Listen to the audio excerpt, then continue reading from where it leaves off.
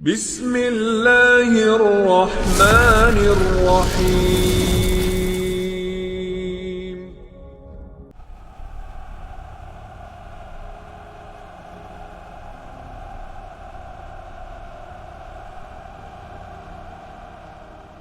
Ada beberapa poin sebelum saya menjelaskan tentang sejarah kelam bangsa Yahudi ini. Yang pertama, kalau cerita tentang Yahudi ataupun Bani Israel, tentu tidak semua Yahudi dan Bani Israel itu memiliki sejarah hitam dan kelam. Karena di antara mereka ada mukmin yang saleh dan juga ada orang-orang yang fasik dan zalim. Dan itu digambarkan dalam beberapa ayat dalam Al-Quran, di antaranya surah As-Sajdah ayat 23-24. Walaqad atayna Musal kitaba fala takun fi miryatin min liqa'i wa ja'alnahu hudan li bani Israel wa ja'alna minhum a'immatan yahduna bi amrina lamma sabaru wa kanu bi ayatina yuqinun. Dan sungguh telah kami anugerahkan kitab Taurat kepada Nabi Musa, maka janganlah engkau wahai Muhammad ragu-ragu untuk menerima Al-Quran. Dan kami jadikan kitab Taurat petunjuk bagi Bani Israel, dan kami jadikan di antara mereka para pemimpin-pemimpin yang memberikan petunjuk dengan perintah kami selama mereka bersabar dan mereka mengimani ayat-ayat kami. Dalam ayat ini bahwa tidak semua Bani Israel memiliki sejarah kelam. Ada pemimpin-pemimpin Bani Israel yang memberikan petunjuk kepada manusia karena perintah Allah Azza wa Jalla. Tapi lihat dalam surah An-Nisa ayat 160 sampai 162. Allah Subhanahu wa taala mengatakan, fa bidzulmin minal ladzina hadu harramna alaihim tayyibatin uhillat lahum wa bisaddihim an sabilillahi katsira wa akhdhihimur riba wa qad nuhu anhu wa aqlihim amwalan nasi bil batil wa a'tadna lil kafirina minhum adzaban alima.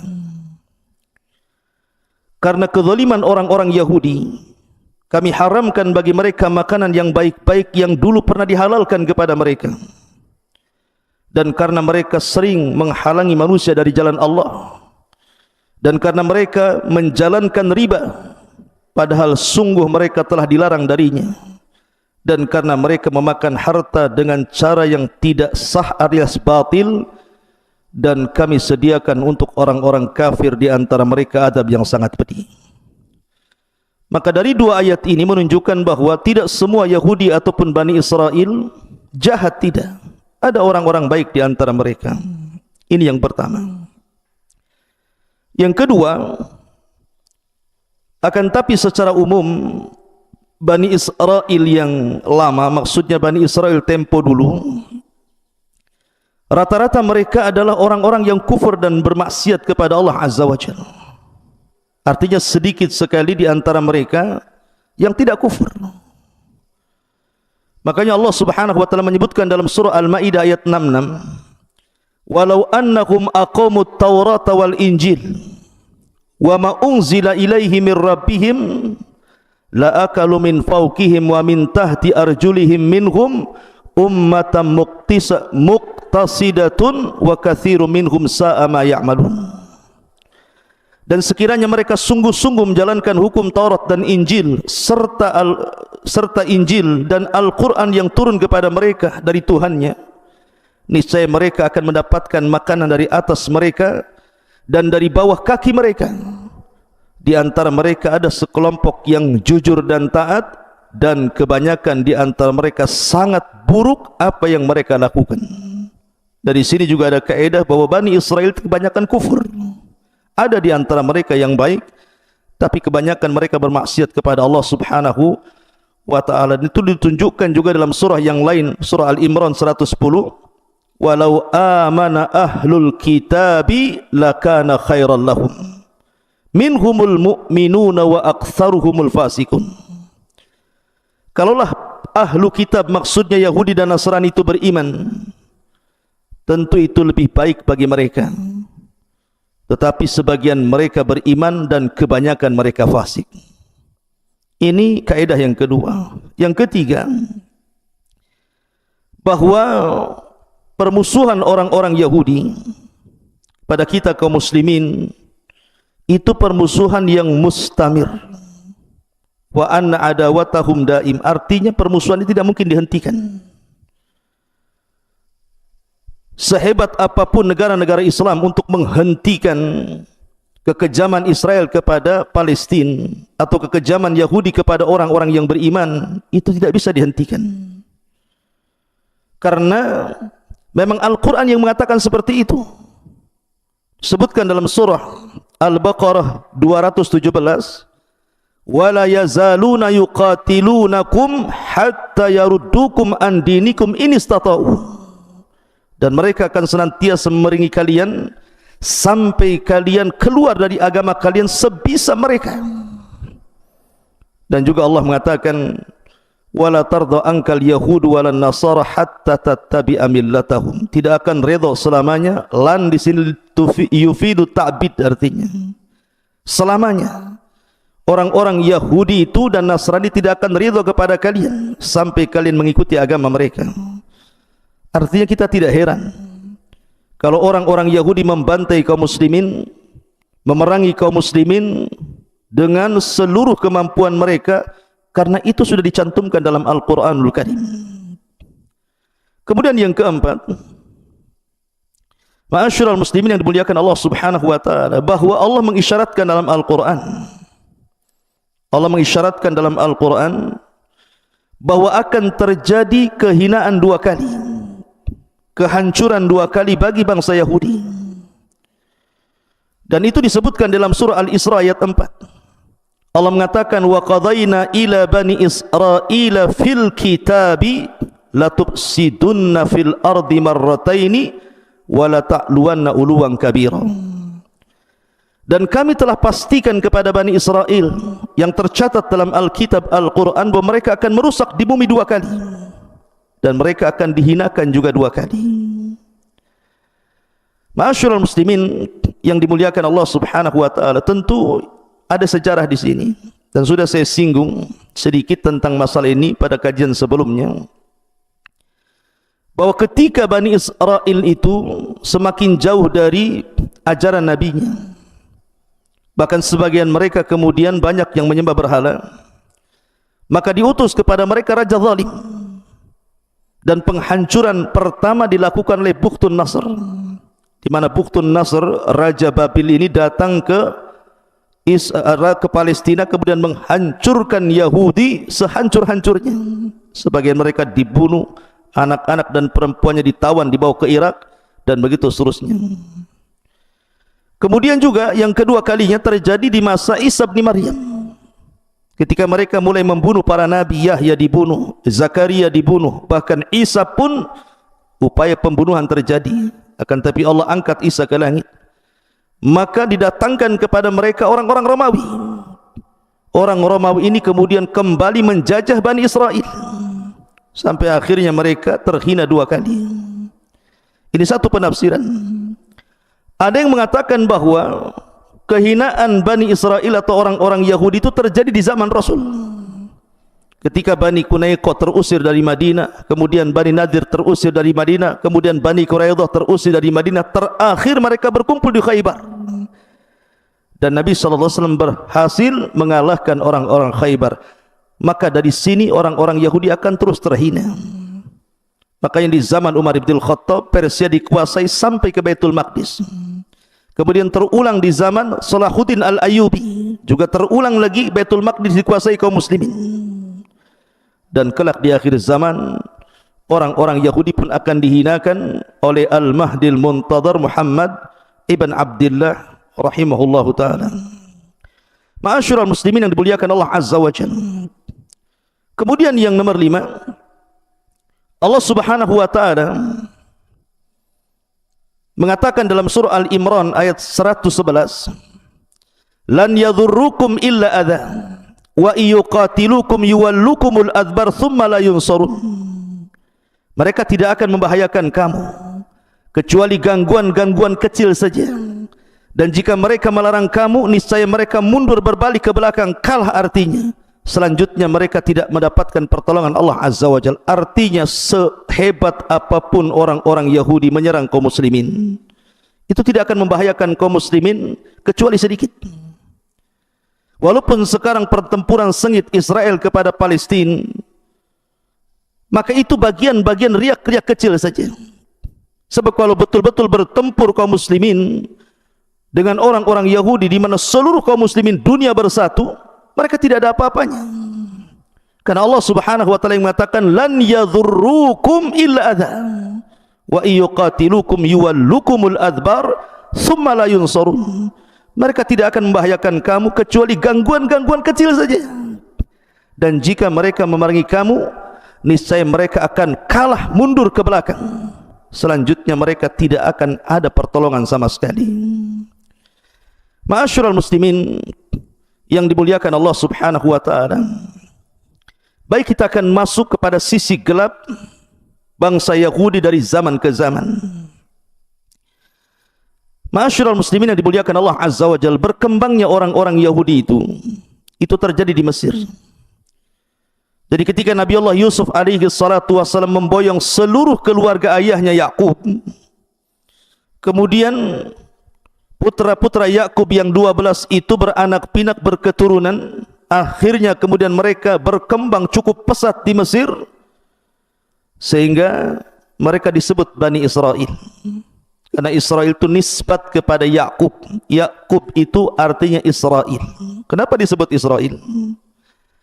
Ada yang mengatakan bahwa Yakub itu selalu berjalan tengah malam untuk tafakur, memandang kekuasaan Allah Azza wa Jalla. Dan berjalan tengah malam dalam bahasa Arab itu disebut Isra. Makanya ada perjalanan Rasul itu Isra Mi'raj. Kenapa Isra? Karena perjalanan tengah malam. Lah karena Yakub suka keluar malam memandang kekuasaan Allah Azza wa Jalla, maka disebut Isra.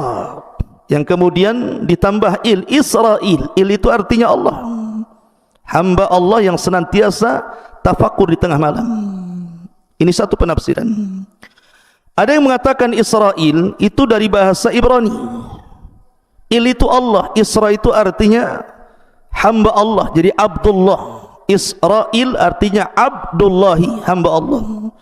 Karena Nabi Yakub adalah orang yang sangat kuat ibadahnya kepada Allah Subhanahu wa taala, maka dinisabkan kepada dia bahasa Ibrani namanya Israel. Jadi keturunan Yakub disebut Bani Israel. Dari mana?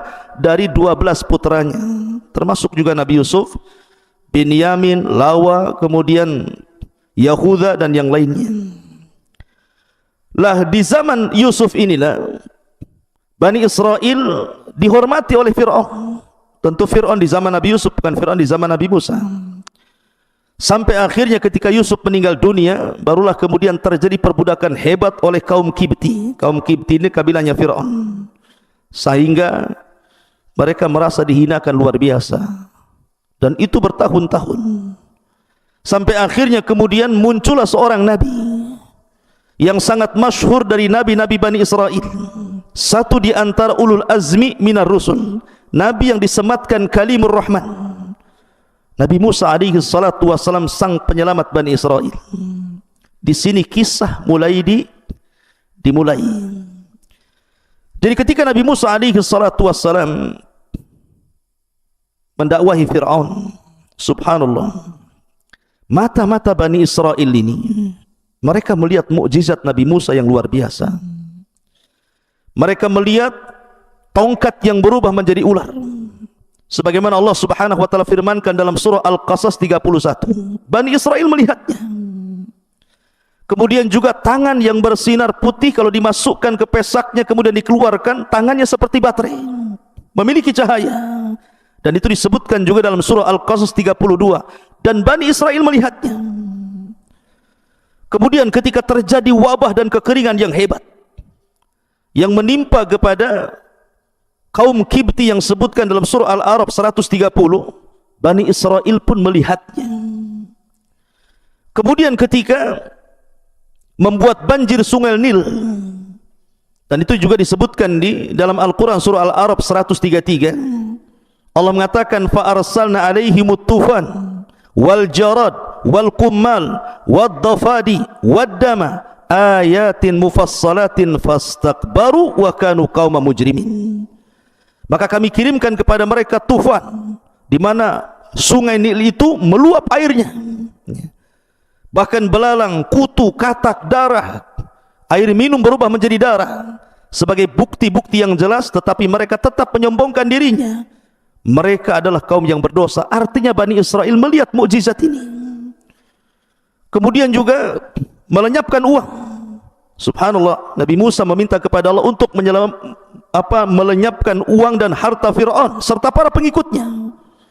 Dalam tafsir yang disebutkan, maksud uang di sini adalah emas-emas. Di zaman itu kan pakai emas uangnya.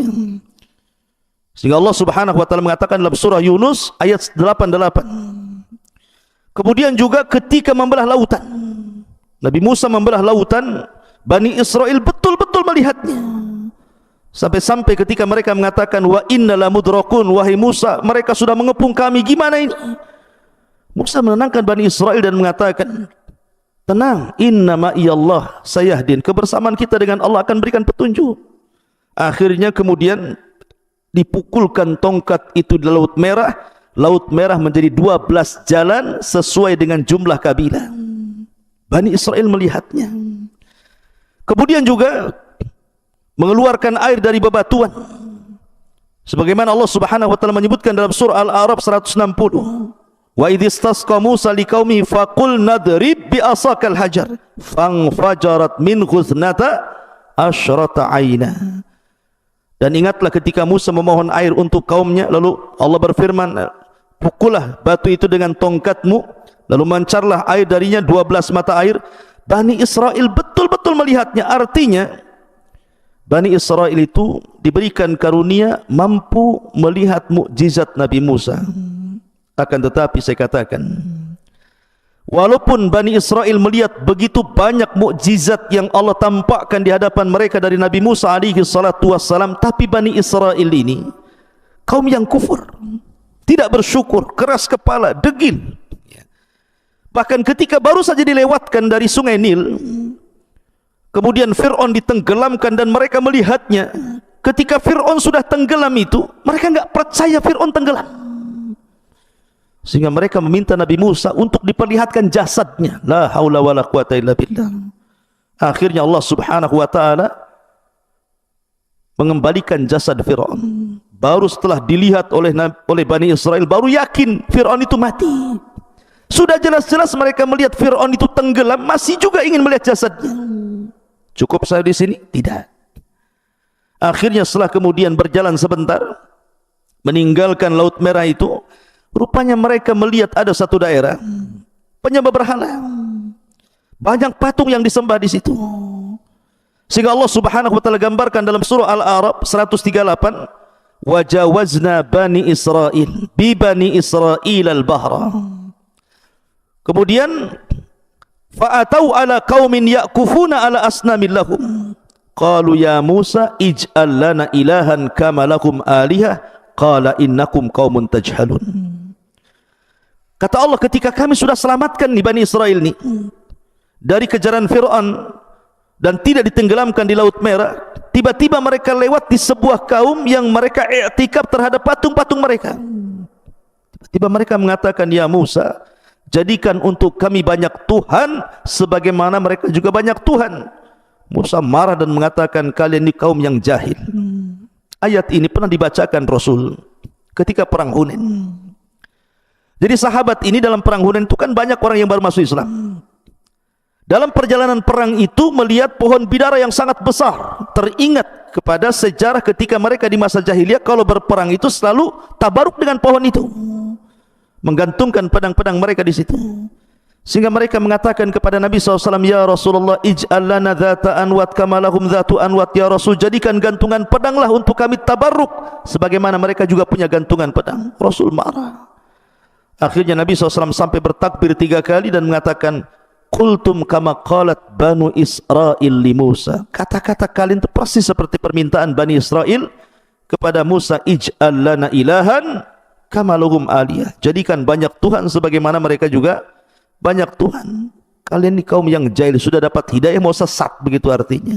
Lihat, Bani Israel ini sudah diselamatkan, sudah tampak mukjizat Nabi Musa, masih juga mau kufur.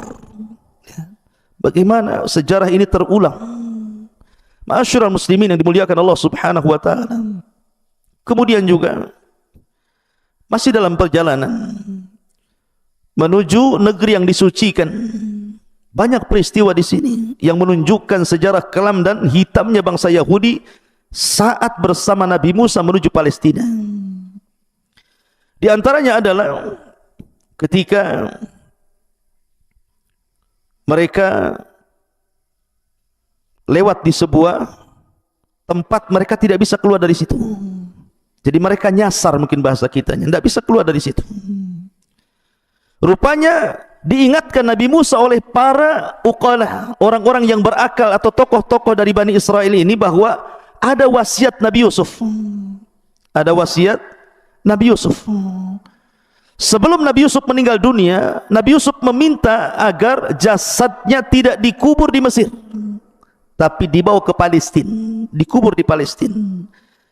Ini yang menjadikan tersesatnya Musa dan Bani Israel karena tidak membawa jasad Nabi Yusuf. Dari sini ada kisah di zaman Nabi SAW. Nabi SAW setelah pulang dari Khaybar, melawan Khaybar dan berhasil menaklukkan orang-orang Yahudi Khaybar, dan itu perang terakhir melawan orang-orang Yahudi. Pulang Rasul dengan para sahabat kehabisan bekal. Di tengah jalan dia pun mampir di seorang nenek dari nenek-nenek Bani Israel, nenek-nenek Yahudi, nenek Yahudi di zaman Rasul yang berada di perbatasan kota Madinah. Maka Rasul minta dijamu. Maka nenek itu pun menjamu Rasul dan para sahabatnya, memberikan makanan dan begitu seterusnya. Tiba-tiba kemudian Nabi SAW mengatakan, ingat bahwa Nabi itu tidak pernah melupakan kebaikan orang. Sekecil apapun kebaikan, pasti Nabi akan mengingatnya dan akan membalasnya. Makanya Nabi SAW mengatakan, Nek, kau sudah berbuat baik kepadaku, sekarang kira-kira timbal balik dari kebaikanmu itu apa? Maka nenek ini mengatakan, ya Muhammad, saya tidak ingin apapun kecuali berikan pembantu kepadaku, biar aku tidak bekerja keras. Yang kedua, berikan unta kepadaku supaya aku tidak jalan kaki, aku punya kendaraan. Kemudian yang ketiga, berikan kalban yahrusu ghanami, anjing yang bisa menjaga ternak-ternakku. Kemudian berikan ini itu macam-macam. Heran Rasul, ini kebaikan secuil tetapi balasannya minta banyak. Maka Nabi SAW mengatakan kepada nenek Yahudi ini, Nek, kata Nabi SAW, lemahkah dirimu untuk seperti nenek di zaman Bani Israel? Lemahkah dirimu wahai nek untuk seperti nenek di zaman Bani Israel? Sahabat heran, apa maksudnya Rasulullah ini? Maka Nabi SAW menceritakan, dahulu Nabi Musa pernah tersesat bersama Bani Israel karena tidak membawa jasadnya Nabi Yusuf, dan tidak ada yang tahu kuburan Nabi Yusuf kecuali seorang nenek dari Bani Israel. Akhirnya kemudian Nabi Musa pun mendatangi nenek itu. Kemudian kata Nabi Musa, wahai nenek, tunjukkan di mana kuburan Nabi Yusuf. Nenek itu mengatakan, ya Nabi Allah, bisa saja aku tunjukkan di mana kuburannya, tetapi tidak semudah itu, ada imbalannya. Kata Nabi Musa alaihi salatu wasalam, apa imbalannya? Maka nenek itu mengatakan, an akuna ma'aka fil jannah, jadikan aku temanmu di surga. Nabi Musa kaget, hanya menunjukkan di mana kuburan Nabi Yusuf, permintaannya sebagai timbal baik kebaikannya supaya dia menjadi teman Nabi Musa di surga. Surga bukan milik Nabi Musa. Nabi Musa terdiam sampai akhirnya Jibril datang mewahyukan kepada Nabi Musa bahwa nenek itu pantas mendapatkan itu. Akhirnya ditunjukkanlah kuburan Nabi Yusuf, kemudian digali karena jasad Nabi tidak mungkin dimakan tanah, masih tetap utuh. Akhirnya kemudian dibawalah jasadnya Nabi Yusuf menuju Palestina.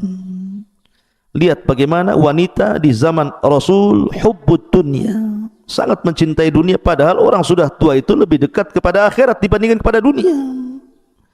Ma'asyiral muslimin yang dimuliakan Allah Subhanahu wa taala. Kemudian juga setelah Nabi Musa alaihi salatu wasallam terus berjalan, di antara peristiwa-peristiwa dalam perjalanan itu, ketika Nabi Musa alaihi salatu wassalam diuji oleh Allah Subhanahu wa taala tidak bisa keluar di padang pasir. Alasannya karena Bani Israel tidak bisa diajak kerjasama. Ketika mereka sampai di perbatasan Palestina, tinggal masuk saja ke Palestina lewat jalur Ariha, kota tertua di dunia. Tiba-tiba mereka takut dengan orang-orang Kan'aniyun, penduduk asal Arab yang sudah tinggal di Palestina sebelumnya.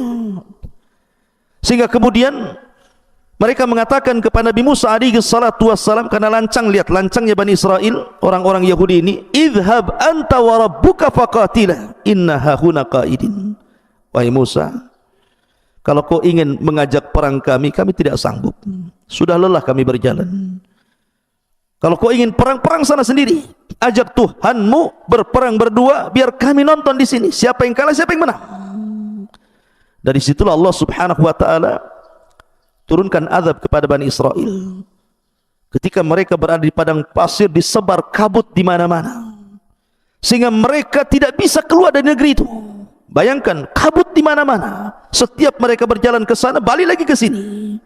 Makanya Allah Subhanahu wa taala menyebutnya dalam Al-Qur'an sebagai Ardutih, negeri linglung. Mereka dilinglungkan, tidak bisa keluar dari situ. Bayangkan, itu padang pasir. Tidak ada tanaman, tidak ada air, tidak ada tumbuh-tumbuhan, betul-betul padang pasir kering kelontang. Kalau seandainya bukan karunia Allah, mereka bisa mati kelaparan. Tetapi Bani Israel ini degil. Mereka datang kepada Nabi Musa meminta makanan yang turun dari langit, ma'idatan minas sama. Ditolak Nabi Musa? Tidak. Nabi Musa tidak menolaknya. Nabi Musa justru mengabulkannya. Akhirnya Nabi Musa alaihi salatu wasallam berdoa kepada Allah Subhanahu wa taala. Dari situlah Allah Subhanahu wa taala tiba-tiba kemudian menurunkan dua makanan yang sangat lezat. Yang pertama disebut al-manna, yang kedua disebut salwa. Manna itu semacam madu, salwa itu semacam daging burung. Ada yang mengatakan roti yang ada daging di dalamnya, itu manna salwa.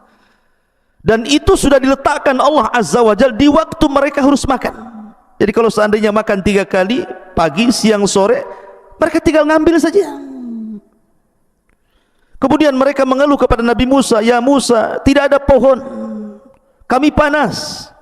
Akhirnya Nabi Musa alaihi salatu wasallam berdoa, kemudian didatangkan awan di kepala mereka. Awan ini menaungi mereka dari panas matahari. Kemudian mereka mengatakan, ya Musa, kami haus. Akhirnya Nabi Musa alaihi salatu wassalam memukulkan tongkat di batu, kemudian terpancar 12 mata air. Wa idhistasqa Musa liqaumihi faqul nadrib bi asakal hajar fanfajarat min khuthnata asyrata aina. Kenapa tidak satu mata air untuk rame-rame? Kenapa mesti 12? Karena Bani Israel itu satu kabilah dengan kabilah yang lainnya bermusuhan. Makanya Allah mengatakan apa? Tahsabuhum jami'an wa qulubuhum syatta. Kau lihat mereka bersatu. Tidak, orang Yahudi itu mereka bercerai-berai di antara mereka. Makanya biar tidak ribut, dibuat masing-masing mata air. Kabilah Benyamin sendiri, kabilah Yusuf sendiri, kabilah Yahuda sendiri, kabilah Lawas sendiri, dibuat masing-masing. Karena mereka terkenal suka bertikai. Lama mereka diberikan nikmat oleh Allah Subhanahu wa taala seperti itu. Tapi apa yang terjadi? Rupanya mereka bosan memakan manna dan salwa itu. Akhirnya kemudian karena bosannya memakan manna dan salwa, maka mereka pun meminta kepada Nabi Musa alaihi salatu wasalam untuk makan makanan yang lain. Kami pengen sayuran, kami pengen bawang-bawangan. Nabi Musa alaihi salatu wasalam heran dengan perilaku Bani Israel. Kenapa diberikan makanan yang enak tetapi memilih makanan yang tidak enak? Makanya Allah Subhanahu wa taala gambarkan di dalam Al-Quran sendiri tentang bagaimana kisah Bani Israel yang meminta kepada Nabi Musa makanan selain makanan yang telah dianugerahkan kepada mereka dari langit. Allah Subhanahu wa taala menjelaskan dalam surah Al-Baqarah, di antaranya adalah ketika mereka meminta makanan-makanan itu, Nabi Musa sempat marah dan mengatakan, ihbitu misran fa inna lakum ma sa'altum. Kalau kalian ingin sayur-sayuran, ingin bawang-bawangan, kalian tinggal turun ke kota-kota. Misran di sini bukan Mesir, artinya kota-kota. Kalian tinggal turun ke kota-kota, ke desa-desa, ke daerah-daerah, tinggal beli dapat. Tapi manna dan salwa ini berbeda. Karena manna dan salwa ini makanan dari langit. Lah sebab itulah akhirnya Allah Subhanahu wa taala hinakan orang-orang Yahudi, hinakan Bani Israel karena mereka menentang nabinya. Kemudian juga di antara kisah yang lain juga yang masih di Arduti tadi, ketika Nabi Musa alaihi salatu wassalam datang dengan rombongan Bani Israel, orang-orang Kan'an ini ketakutan. Lah ada seorang murid Nabi Musa yang menguasai Ismul Azam, nama-nama yang sangat agung, yang kemudian ditugaskan Nabi Musa untuk berdakwah di negeri Kanaan. Namanya Bal'am ibn Ba'ura. Lah orang-orang Jabbariyun ini, orang-orang Kanaan ini datang kepada Bal'am dan mengatakan, ya Bal'am, Nabi Musa datang dengan pasukan Bani Israel hendak menyerbu kami. Sebaiknya kau berdoa kepada Allah Azza wa Jalla untuk kehancuran mereka. Bal'am ini ulama Bani Israel, dan dia orang soleh Bani Israel, bukan orang biasa. Bal'am tidak mau pada awalnya, tapi karena setiap hari didatangkan harta, didatangkan jabatan macam-macam, akhirnya luluh juga hatinya. Kemudian dia berdoa kepada Allah Subhanahu wa taala untuk mendoakan kecelakaan Nabi Musa. Tetapi setiap dia berdoa kecelakaan kepada Nabi Musa, kecelakaan itu justru menimpa kepada kaum Kan'an. Sampai orang-orang mengatakan, ya Bal'am, kami suruh kau mendoakan kejelekan kepada mereka, kenapa kau berdoa kejelekan untuk kami? Maka Bal'am mengatakan, khasirat dunya wal akhirah, sungguh telah rugi duniaku dan akhiratku. Sudah hilang duniaku, sudah hilang pula akhiratku. Karena sudah terlanjur dalam bahasa kita mungkin, ya sudah basah mandi sekali. Akhirnya Bal'am mengatakan kepada orang-orang, sediakan gadis-gadis terbaik kalian, goda Bani Israel. Kalau satu di antara orang pilihan Nabi Musa tergoda dengan gadis kalian, itu sudah cukup. Akhirnya kemudian disuruh jualan, masuk ke tenda-tenda. Rupanya satu di antara orang Nabi pilihan Nabi Musa alaihi salatu wassalam tergoda pula dengan wanita ini. Akhirnya sampai melakukan perzinahan. Dengan sebab berzinahnya orang ini, maka Allah Subhanahu wa taala timpakan penyakit taun. Ribuan Bani Israel mati dalam satu hari. Akhirnya kemudian dicari-cari penyebabnya. Rupanya penyebabnya karena orang pilihan Nabi Musa ada yang berzina. Maka diutuslah seseorang untuk membunuh orang itu, masuk ke dalam tendanya, kemudian dilihat dia sedang berzina, ditombak dari punggungnya menancap sampai ke perut wanitanya, kemudian dibawa kayak sate ke luar tenda sambil mengacungkan ke langit dan mengatakan, hakadha liman asak, jazaan liman asak, beginilah balasan bagi orang yang telah bermaksiat kepadamu ya Rabb. Akhirnya kemudian wabah itu pun dihilangkan. Lihat bagaimana Bani Israel. Ma'asyiral muslimin yang dimuliakan Allah Subhanahu wa taala. Termasuk juga Nabi Musa alaihi salatu wasallam terfitnah di negeri ini oleh orang laki-laki yang sangat indah bacaan Tauratnya, menguasai qiraat Taurat, bahkan paling indah bacaannya, dan orang suka dengan suaranya. Siapa dia? Qarun. Qarun itu orang dekat Nabi Musa, memiliki suara indah, dan suka manusia kepada Qarun karena bacaan Taurat yang indah luar biasa. Awalnya Qarun ini diberikan rizki, masih mau bayar zakat, masih sedekah. Tapi ketika betul-betul Allah bukakan kepada Qarun ini harta yang banyak, sombonglah dia. Lebih parahnya, dia memerintahkan seorang pelacur yang hamil untuk mengakui bahwa dia dihamili Nabi Musa. Terjadilah mubahalah di sini. Maka Nabi Musa marah, akhirnya berdoa kepada Allah, dan Allah perintahkan Nabi Musa untuk memerintahkan bumi menenggelamkan Fir'aun. Wa khasafna bihi wa bidarihil ardh. Akhirnya Allah tenggelamkan Qarun dan seluruh hartanya. Makanya ada istilah harta Qarun. Ma'asyiral muslimin yang dimuliakan Allah Subhanahu wa taala. Cukup sampai di sini kisahnya? Tidak. Masih banyak kisahnya. Ketika Nabi Musa alaihi salatu wassalam tidak bisa keluar dari Ardut Tih ini, makanya Nabi Musa kemudian membuat negara berbasis kota di dalam Ardut Tih itu. Tetapi namanya negara itu pasti harus ada undang-undang yang mengaturnya. Dan ketika itu belum turun Taurat kepada Nabi Musa. Musa itu hanya mengandalkan suhuf.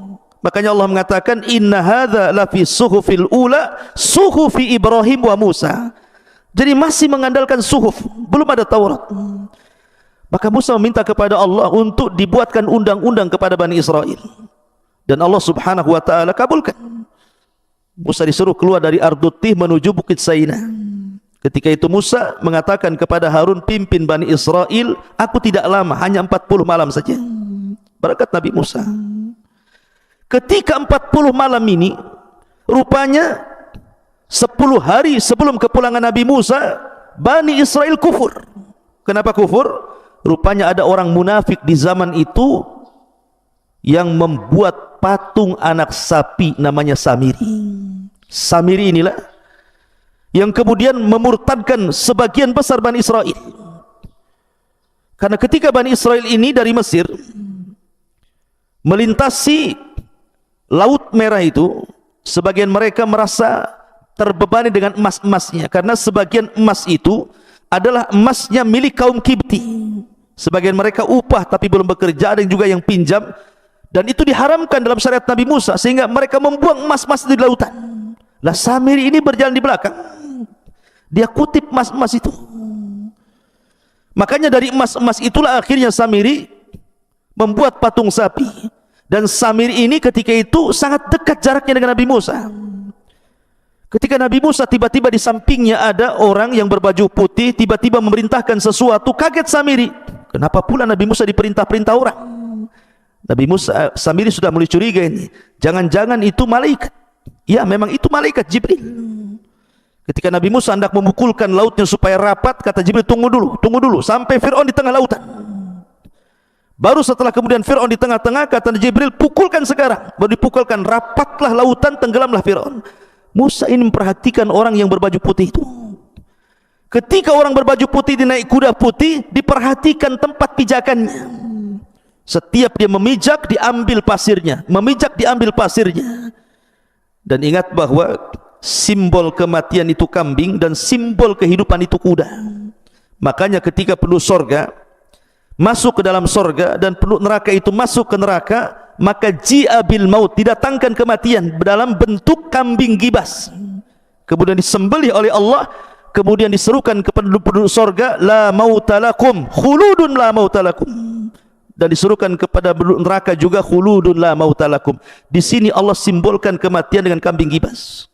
Maka simbol kehidupan adalah kudanya Jibril. Makanya ketika Samiri kemudian membuat patung anak sapi itu, kemudian dimasukkan tuh pasir bekas pijakan kaki kuda Jibril ke mulut patung anak sapi itu, tiba-tiba lahu khuar, mengeluarkan suara, hidup tapi bisa bergerak, tidak bisa bergerak tetapi bisa bersuara. Dari situ kata Samiri kepada Bani Israel, lihat bagaimana Musa jauh-jauh ke Bukit Saina cari Tuhannya, pada Tuhannya di sini, maksudnya patung anak sapi. Dari situ akhirnya sebagian besar Bani Israel murtad. Musa diwahyukan Jibril tentang murtadnya Bani Israel, bergegas dia balik. Ketika dia balik betul-betul sudah murtad sebagian besar mereka, maka dia marah kepada Harun, ditariknya janggutnya, ditariknya kepalanya, kemudian mengatakan, apakah engkau hendak memecah belah Bani Israel?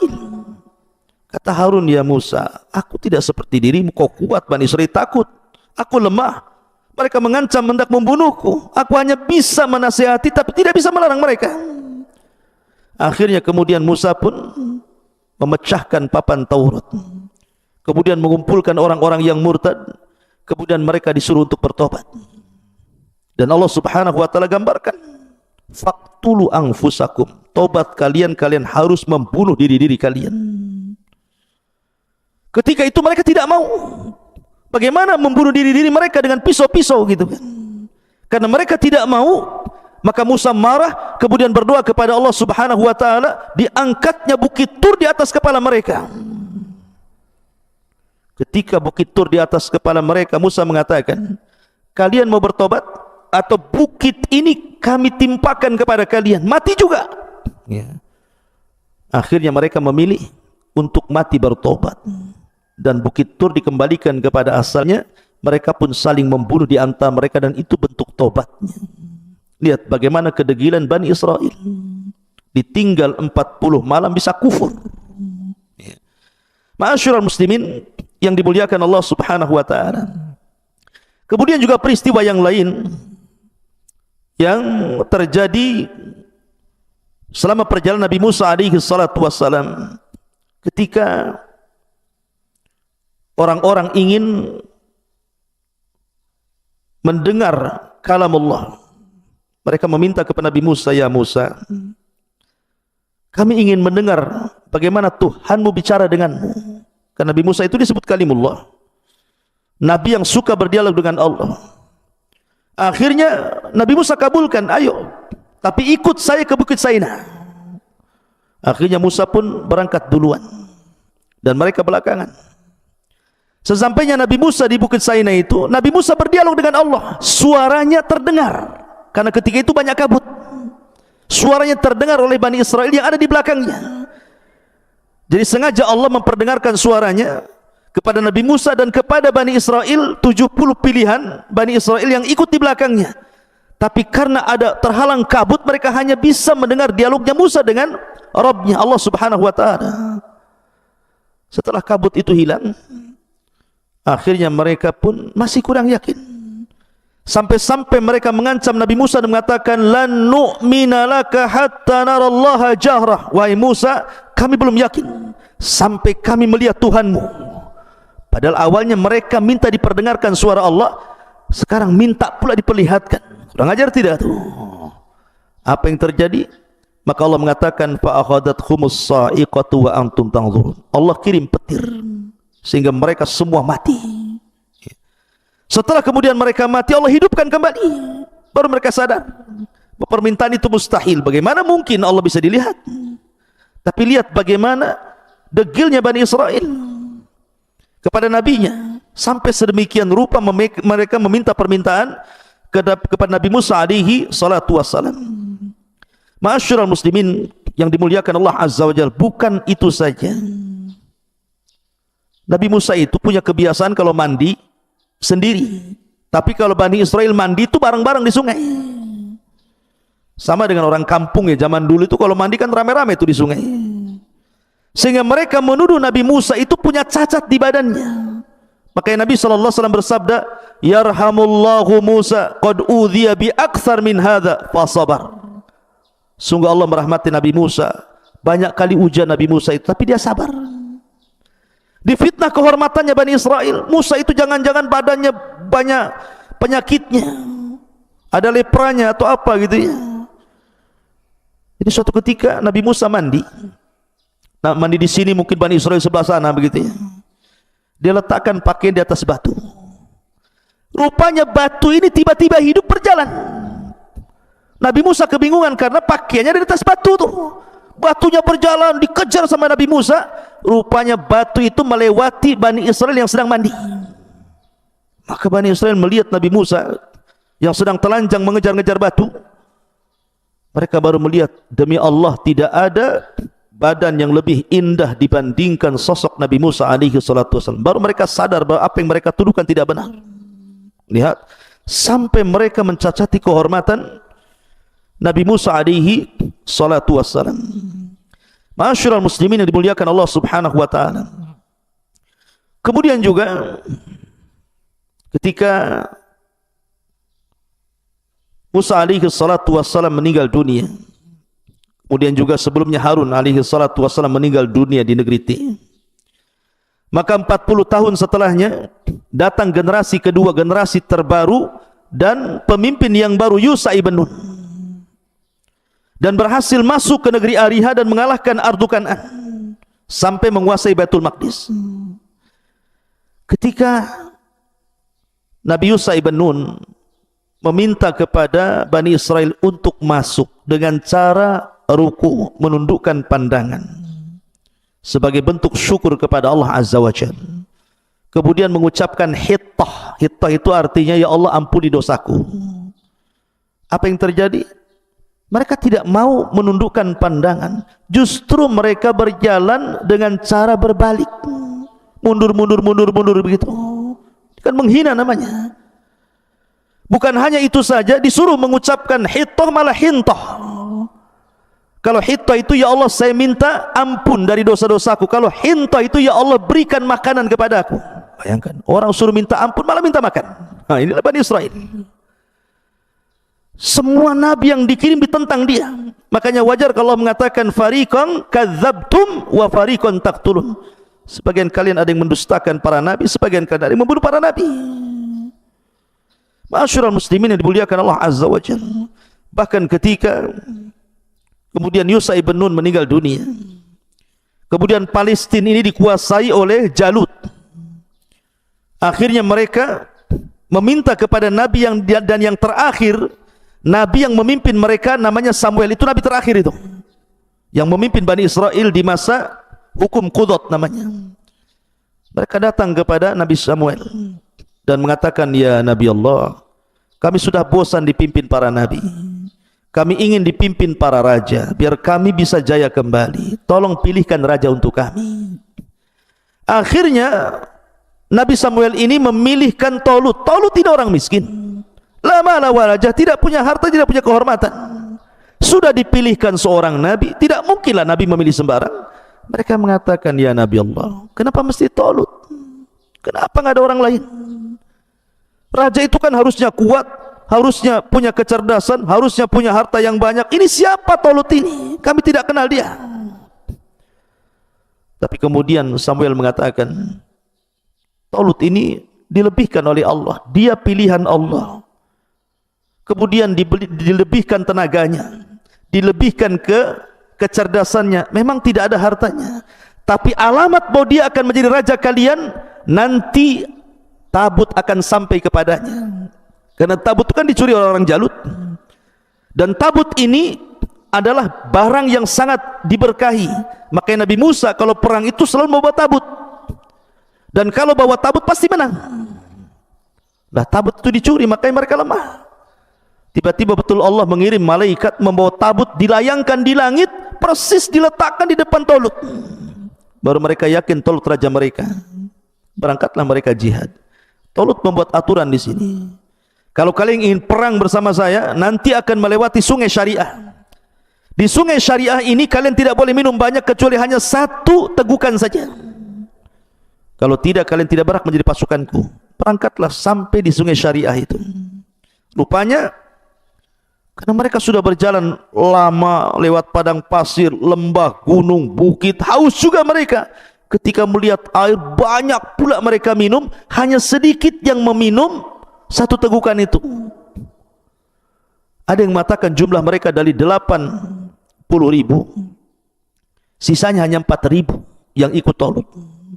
Yang 4.000 ini pun ketika kemudian melihat tentara Jalut yang besar-besar, yang banyak pasukannya, ciut juga.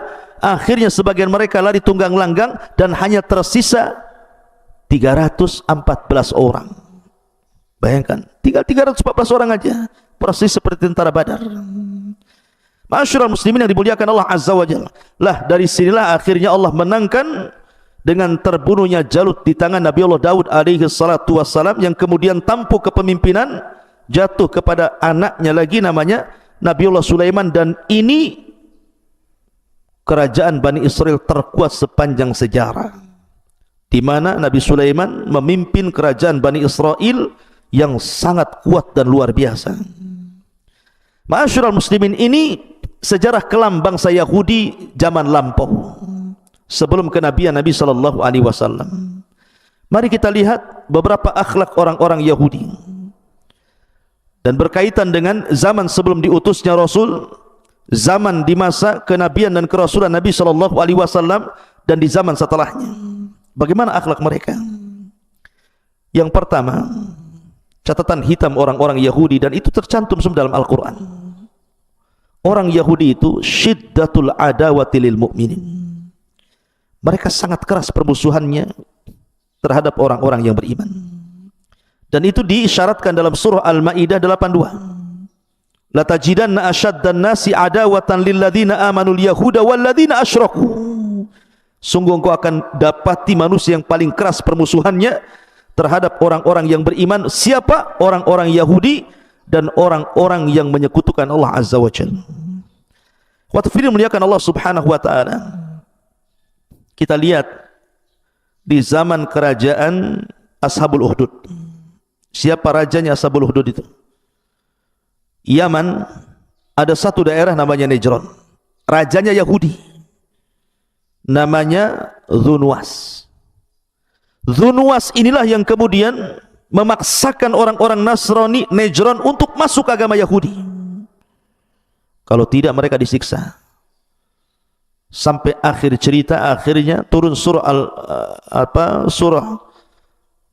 Al-Buruj, di mana Dzunwas raja Najran ini membakar orang-orang yang beriman sebanyak 20.000. Lihat kekejaman orang-orang Yahudi kepada orang-orang yang beriman.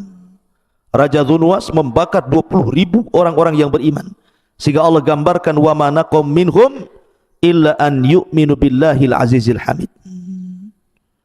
Ma'asyiral muslimin yang dimuliakan Allah Azza wa Jalla. Kemudian di zaman Rasul ada orang Yahudi namanya Syath ibn Qais. Syath ibn Qais ini orang Yahudi ini yang menyulut hampir berperang orang-orang Khazraj dan juga Aus. Jadi orang-orang Khazraj dan Aus ini suatu ketika sedang duduk-duduk. Dulu kan bermusuhan nih, Khazraj dan Aus ini perang terus tuh. Tiba-tiba setelah keduanya masuk Islam, baik pula keduanya, saling berjabat tangan, saling berpelukan, saling bersaudara gitu. Lah orang-orang Yahudi tidak sedap melihat pemandangan seperti itu. Jadi datanglah Syath ibn Qais Yahudi ini, kemudian ikut duduk-duduk pula di tempat orang-orang Ansar ini, Khazraj dan Aus sedang berbincang-bincang. Tiba-tiba kemudian dia menceritakan tentang sejarah lama permusuhan dua kabilah ini. Karena asiknya bicara, terpancinglah orang-orang Khazraj dan Aus ini. Terpancing keduanya. Karena terpancing itulah akhirnya hampir-hampir kemudian keduanya berperang, sehingga dia mengatakan as-silahu silah, as-silahu silah. Ya. Tetapi kemudian sampailah perkara ini kepada Nabi sallallahu alaihi wasallam. Datang Rasul. Kemudian kata Nabi sallallahu alaihi wasallam, atad'unal jahiliyata wa ana baina adhhurikum.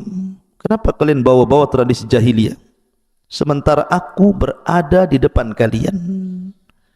Lihat bagaimana orang Yahudi itu ngompor-ngompori supaya sesama kaum muslimin itu berperang, dan itu bentuk permusuhan yang luar biasa. Bahkan diceritakan oleh Ummul Mukminin Safiyah bintu Huyai ibn Akhtab yang belakangan menjadi istri Nabi. Safiyah ini bapaknya seorang raja, bapaknya seorang pemimpin kabilah, dan dia Yahudi bapaknya itu. Lah Safiyah menceritakan dalam sebuah riwayat, saya ini anak yang paling dicintai bapakku dan juga paman-pamanku, namanya Abi Yasir. Nah suatu ketika Nabi SAW hijrah dari Mekah ke Madinah, ini bapaknya Safiyah ini dengan pamannya Abu Yasir ini mendengar, kemudian coba melihat nasabnya. Rupanya Nabi yang diutus bukan dari Bani Israel, tapi dari bangsa Arab. Pulang mereka lemes, nggak ada tenaga. Rupanya salah perkiraan kita. Harusnya Nabi itu kan dari Bani Israel, kenapa pula orang Arab jadi Nabi katanya. Akhirnya kemudian keduanya saling berdialog. Yang satu mengatakan ahuwa, apakah memang benar dia Nabi? Apakah dia benar memang Nabi? Maka kata satunya mengatakan, "Na'am wallah." Ya, mungkin juga dia nabi. Kemudian yang satunya mengatakan, "Ata'rifuhu wa tuthbituhu?" Apakah engkau mengenalnya dan yakin? Dia mengatakan, "Ya." "Fama fi nafsika minhu?" Bagaimana pendapatmu sekarang ini? Rupanya nabi bukan dari orang Arab tapi dari Bani Israel ini. Maka salah satunya mengatakan, "Adawatuh wallahi ma bakit." Kami tidak terima. Kami akan tetap bermusuhan selama nyawa di kandung badan. Mereka tidak ridho. Lihat, ya, orang Yahudi itu tidak akan ridho. Selamanya mereka akan membuat permusuhan kepada orang-orang yang beriman. Memang begitu tugas mereka. Sudah dicatat di hati-hati mereka kedengkian dan hasad kepada orang-orang yang beriman. Bahkan mereka, orang-orang Yahudi itu sengaja membantu orang-orang musyrik Arab untuk menghina Rasulullah. Ketika orang-orang musyrik Arab ini datang ke Madinah, ketika itu disebut Yathrib, mereka menceritakan dan mengatakan, "Kalian kan ahli kitab. Di negeri kami ada orang aku nabi nih. Bagaimana caranya saya melumpuhkan mereka, melumpuhkan dia, mendustakan dia? Bagaimana caranya?" Lihat, orang Yahudi bersekongkol dengan orang-orang musyrik ini dan mengatakan gini saja, tanyakan kepada dia 3 perkara. Kalau dia sanggup menjawab, dia memang seorang nabi. Tapi kalau dia tidak sanggup menjawab, dustakan kenabiannya. Wow, bahagia orang-orang musyrik itu dan mengatakan 3 soalan itu apa? Kemudian orang Yahudi mengajari, tanyakan kepadanya tentang fityatun zahabu fi dahril awal. Kaifa khabaruhum? Tentang seorang anak muda yang raja yang pergi ke sana kemari dalam rangka berdakwah kepada Allah. Bagaimana kabarnya? Kemudian yang kedua juga tentang seorang anak-anak muda yang terjerembab dalam gua yang kabarnya sangat menakjubkan. Bagaimana kondisinya? Termasuk juga soal ruh. Tanyakan coba. Subhanallah ikhwan.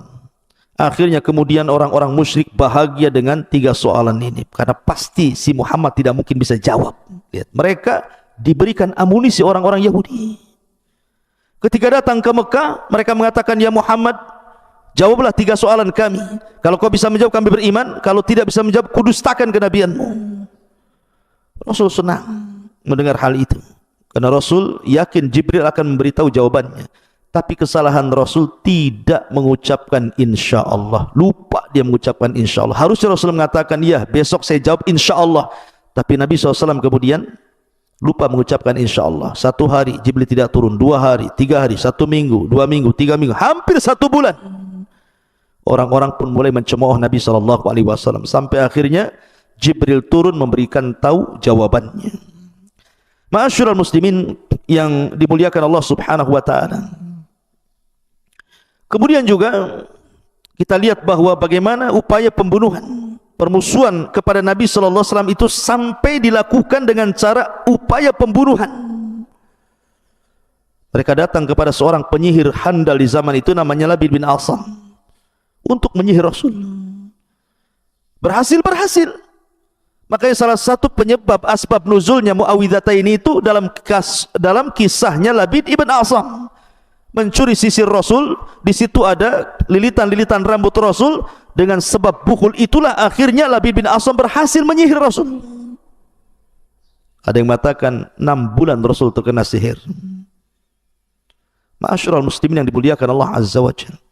Bahkan sepulangnya Rasul dari Khaybar, Rasul diracun oleh seorang wanita namanya Zainab bintul Haris, wanita Yahudi, dan berhasil memakan sedikit racun yang dihidangkan dalam paha kambing itu. Dengan sebab itulah setelah bertahun-tahun dari peristiwa Khaybar, Nabi SAW baru bisa merasakan racunnya sehingga kepayahan. Ma'asyiral muslimin yang dimuliakan Allah Subhanahu wa taala, itulah permusuhan orang-orang Yahudi sejak zaman Rasul sampai hari ini, bahkan sampai kiamat dibangkitkan. Kemudian yang kedua, akhlak buruk mereka adalah qatlul anbiya'i war rusul. Mereka berusaha membunuh para nabi dan para rasul sejak zaman dulu. Bahkan disebutkan oleh para ulama sejarah, nabi-nabi yang dibunuh Bani Israel, disebutkan oleh Imam Ibnul Qayyim rahimahullahu ta'ala, annal yahuda fi yaumin wahid qatalu sab'ina nabiyan. Pernah Bani Israel itu, orang-orang Yahudi itu, dalam 1 hari dia bunuh 70 nabi. Dalam 1 hari 70 nabi dibunuh. Subhanallah. Heran sekali. Dan itu di zaman Nabi Ilyas alaihi salatu wassalam. Bahkan masih kata-kata Imam Abdul Qayyim rahimahullah ta'ala, bal qatalu asyara alaf nabi. Bahkan setiap hari ada saja nabi yang dibunuh, sampai jumlah mereka 10.000 nabi. 10.000 nabi dibunuh oleh orang-orang Yahudi. Nah, di antara nabi-nabi yang dibunuh itu yang sangat masyhurlah kisahnya Nabi Yahya, dibunuh oleh orang-orang Yahudi dengan cara dipenggal kepalanya. Kemudian Nabi Zakaria digergaji ketika dia sembunyi dalam pohon, juga dibunuh oleh orang-orang Yahudi. Kemudian juga upaya pembunuhan kepada Isa bin Maryam, tapi Allah angkat Isa ke langit sehingga tidak jadi dibunuh, karena Isa salah satu ulul azmi minar rusul, dan Rasul bukan Nabi, sehingga tidak ada Rasul yang dibunuh. Kemudian juga di antara Nabi yang dibunuh adalah Yusa ibn Nun. Yusa ibn Nun dibunuh oleh orang Yahudi. Upaya pembunuhan. Tidak dibunuh, tapi ada upaya pembunuhan ketika Nabi Musa alaihi salatu wassalam meninggal dunia. Dituduh orang-orang Yahudi bahwa yang membunuh Nabi Musa itu Nabi Yusa. Bayangkan, dia dituduh membunuh Nabi Musa. Sampai geram Bani Israel ini dan hendak membunuh Nabi Musa. Tapi setelah kemudian jelas bahwa dia bukan pembunuhnya, tapi Nabi Musa memang sudah ajalnya datang, akhirnya kemudian tidak jadi. Kemudian juga ada nabi namanya Nabi Sya'iyah, salah satu Sya'iyah ibn Amis, Sya'iyah ibn Amsiyah, dari nabi-nabi Bani Israel, itu pun dibunuh oleh orang Yahudi. Kemudian Nabi Armiyah juga itu dibunuh oleh orang Yahudi, termasuk Nabi Daniel. Nabi Daniel juga dibunuh orang-orang Yahudi di Mesir. Kemudian juga Nabi Hazkiel dibunuh. Kemudian juga Nabi Amus dibunuh. Bahkan saya katakan upaya pembunuhan pun terjadi kepada para nabi, termasuk Rasul sallallahu alaihi wasallam. Jadi banyak sekali nabi-nabi yang dibunuh, sampai Allah Subhanahu wa taala jelaskan dalam Al-Qur'an, yaqtulunal anbiya bighairil haq. Mereka membunuh para nabi tanpa hak dibenarkan. Dan itu sifat yang buruk bagi orang-orang Yahudi. Kemudian yang ketiga, tahrifut Taurat. Mereka suka merubah-rubah Taurat. Dan itu difirmankan dalam surah Al-Baqarah 75, afatatma'una an yu'minu lakum wa qad kana fariqum minhum yasma'una kalamullah thumma yuharrifuna min ba'di ma aqaluhu wa hum ya'lamun. Maka apakah kamu wahai kaum muslimin sangat mengharap mereka akan percaya kepadamu, sedangkan segolongan dari mereka mendengar firman Allah lalu mereka mengubah-ubahnya setelah memahaminya, padahal mereka mengetahui? Itulah kebiasaan orang Yahudi merubah kitab-kitab suci. Ma'asyiral muslimin yang dimuliakan Allah Azza wa Jalla, salah satu kisahnya adalah sebutkan oleh Ibnu Jarir rahimahullahu ta'ala dengan sanad dari Ibn Zaid. Jadi ketika Nabi Musa alaihi salatu wassalam pulang membawa papan Taurat, kemudian sebagian mereka sudah murtad, papan itu dilempar sampai berkecai. Dengan sebab itulah menyimpangnya Bani Israel, karena papannya sudah hancur, untuk merangkai kembali susah. Lah, ditambah-tambah kemudian tangan-tangan kotor orang-orang Yahudi yang mereka betul-betul merubah-rubah. Contoh yang mudah saja, ketika terjadi perang Persia dan Romawi, kemudian Persia mengalahkan Romawi. Banyak orang-orang Yahudi yang tergabung di Romawi itu, mereka karena takut diperbudak akhirnya lari ke sana kemari meminta suaka. Salah satunya lari ke kota Madinah yang dulu disebut Yathrib. Lah, mereka berkeyakinan kenapa sampai di kota Madinah? Karena dalam perjanjian lama mereka bahwa di situ akan muncul seorang nabi. Sampai dalam mempelajari nabi yang akan muncul di akhir zaman itu, ya'rifunahu kama ya'rifuna abna'ahum. Mengenali nabi yang muncul itu lebih kenal dibandingkan anak-anak mereka. Tapi setelah datang nabi itu, apa yang terjadi? Mereka hapus nama Ahmad dan Muhammad dalam Taurat mereka. Yuharrifunal kalima ammawadi. Mereka merubah-rubah isi Taurat, tidak mengakui adanya kenabian Rasul sallallahu alaihi wasallam. Padahal kita dalam Islam sangat mengakui Isa sebagai nabi Nasrani dan Musa sebagai nabi Yahudi, tapi mereka mengingkari nabi kita. Bahkan ada kisah di zaman Nabi SAW, ada tokoh Yahudi namanya Abdullah ibn Salam. Abdullah ibn Salam ini tokoh besar Yahudi di zaman itu di Madinah. Kemudian dia mengatakan, ya Rasulullah atau ya Muhammad, inni sa'iluka anil asya la ya'lamuha illa nabi. Oke Muhammad, saya akan bertanya 3 perkara. Kalau kau bisa menjawab, memang kau seorang nabi. Kemudian kata Rasul, apa pertanyaannya? Maka kata Abdullah ibn Salam ini, yang pertama, awal tanda-tanda kiamat itu apa? Yang kedua, makanan penduduk surga yang pertama dimakan itu apa? Yang ketiga, kalau bayi lahir, kenapa pula mirip bapak ibunya? Kemudian Rasul menjawab 1, 2, 3, dijawab oleh Rasul dan semua benar. Tiba-tiba Abdullah bin Salam mengatakan, asyhadu an la ilaha illallah wa asyhadu annaka Rasulullah. Aku bersaksi bahwa tidak ada sembahan yang berhak disembah kecuali Allah dan engkau adalah utusan Allah. Masuk Islamlah Abdullah ibn Salam. Dia tokoh Yahudi besar. Kemudian Abdullah ibn Salam mengatakan, ya Rasulullah, panggillah orang-orang Yahudi, tanya mereka soal diriku sebelum kau habarkan keislamanku kepada mereka. Maka Rasul memanggil orang-orang Yahudi, kemudian Abdullah ibn Salam disembunyikan. Kemudian kata Nabi SAW, bagaimana menurut kalian tentang Abdullah bin Salam? Maka mereka memuji dan mengatakan, Sayyiduna wabnu Sayyidina, dia adalah tuan kami, anak dari tuan kami. Alimuna wabnu alimina, dia adalah orang yang paling alim di antara kami. Dia orang anak yang paling alim di antara kami. Dipujinya Abdullah bin Salam. Sudah dipuji, tiba-tiba keluar Abdullah bin Salam. Kemudian mengatakan, kata Abdullah bin Salam, asyhadu an la ilaha illallah wa asyhadu anna Muhammadar Rasulullah. Tiba-tiba setelah dia mengucapkan 2 kalimat syahadat di hadapan orang-orang Yahudi, berbalik pujian itu menjadi celaan. Safihuna wabnu safihina, dia orang jahil kami, anak dari orang jahil kami. Hakiruna wabnu hakirina, dia orang yang paling hina di antara kami, anak orang yang paling hina di antara kami. Subhanallah, dicelanya Abdullah bin Salam. Begitulah mereka. Makanya kemudian Allah Subhanahu wa taala turunkan ayat ya, tentang masalah ini, tentang masalah Abdullah bin Salam, sampai akhirnya orang-orang Yahudi ini mengatakan kepada Nabi sallallahu alaihi wasallam, "Oke Muhammad, sebenarnya malaikat siapa yang turun kepadamu memberikan wahyu kepadamu?" Kata Nabi SAW, "Jibril datang kepadaku." Ketika mendengar kalimat Jibril, marah mereka. "Oh, Jibril yang terlibat perang itu ya?" katanya. "Coba kalau kau katakan yang turun kepadamu bukan Jibril tapi Mikail yang membawa rizki kepada kami, kami beriman. Tapi karena yang menurunkan wahyu Jibril kepadamu, maka Jibril musuh kami. Kami tolak syariatmu."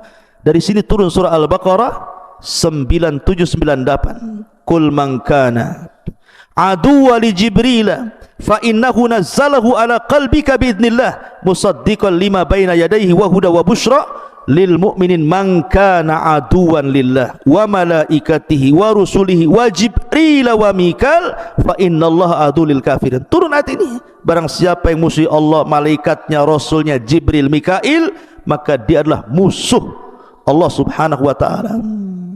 Mereka lah musuh. Fa innallaha, sungguhnya Allah musuh bagi orang-orang kafir.